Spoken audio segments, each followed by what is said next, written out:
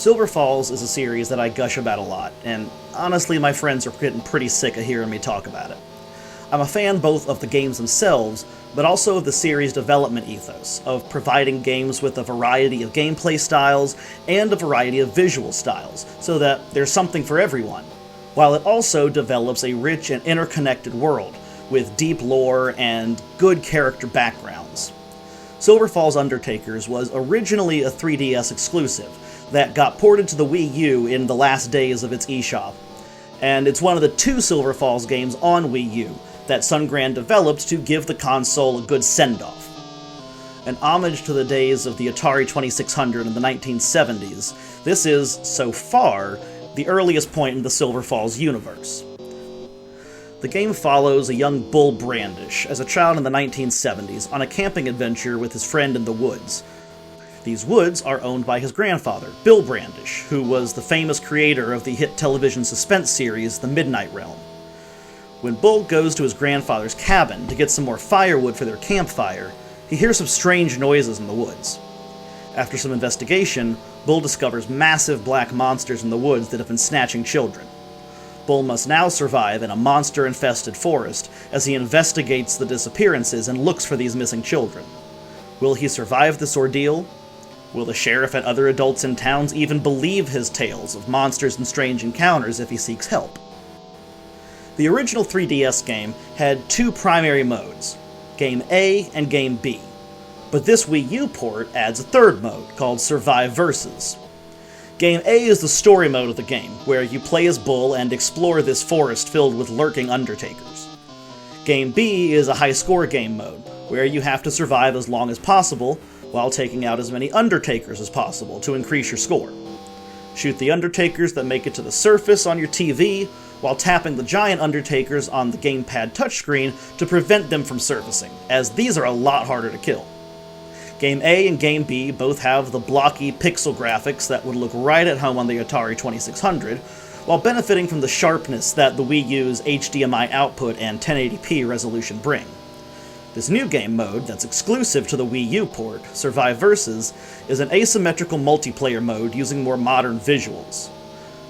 One player uses the gamepad to place Undertakers on the map, and between 1 and 4 other players use Wii remotes and nunchucks to fight off the monsters that the gamepad player spawns. If you've ever played the multiplayer mode in Zombie U, think of that, but up to 5 players, instead of only 2. The story and world building in Undertakers really is the star of the show in my opinion. That's honestly what separates Undertakers from actual Atari 2600 games the most. I've played a lot of 2600 games, but none of them have the story that Undertakers does. And part of that is probably limitations of the Atari, but I think also Sungrand has a broader creative vision than a lot of 2600 developers back in the 70s and 80s. I've played all of the Silver Falls games at this point, and this game is probably the darkest and most brutal of all the series. It's also got one of the most intense horror atmospheres in my opinion, despite having the least realistic, blocky 2600 style graphics. The violence depicted in the game is truly brutal, but because it uses these Atari 2600-esque graphics, it's deceptive about it. It looks tame and cute because of these pixelated graphics. And even though the gore depicted doesn't look exceptionally grotesque because of how simple these pixel graphics are, when you read the descriptive text prompts when you interact with things, that reveals the truly horrific things that young Bull is encountering. I honestly wasn't sure how deep Undertakers was going to be with its 2600 aesthetic, but I absolutely adore the game, and I was surprised with the depth of the narrative here. It's short enough that you can play it beginning to end in a single sitting. It took me maybe an hour and a half, and that's by design. It's designed to emulate the 2600, and games back in the day were short because there was no save.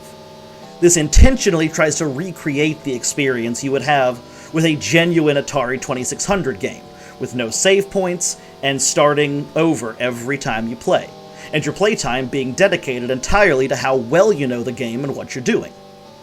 The high score mode in Game B does give it a lot of replay value, and the Survive Versus mode makes it an awesome party game. The eShop on the Wii U is obviously closed now, as is the eShop on the 3DS. But if you have a custom firmware 3DS or a custom firmware Wii U, there are other ways of getting this game in a playable state for you. I'm not sure what the state of Wii U emulators is today, I've truly not looked that deep, but I know 3DS emulators are pretty solid nowadays, so that's also an option if you don't have a custom firmware system. Ideally, find a way to play the Wii U version, but even if all you've got is the 3DS at your disposal, play that version. It is still excellent. My rating for Silver Falls Undertakers for Nintendo Wii U and Nintendo 3DS is an A.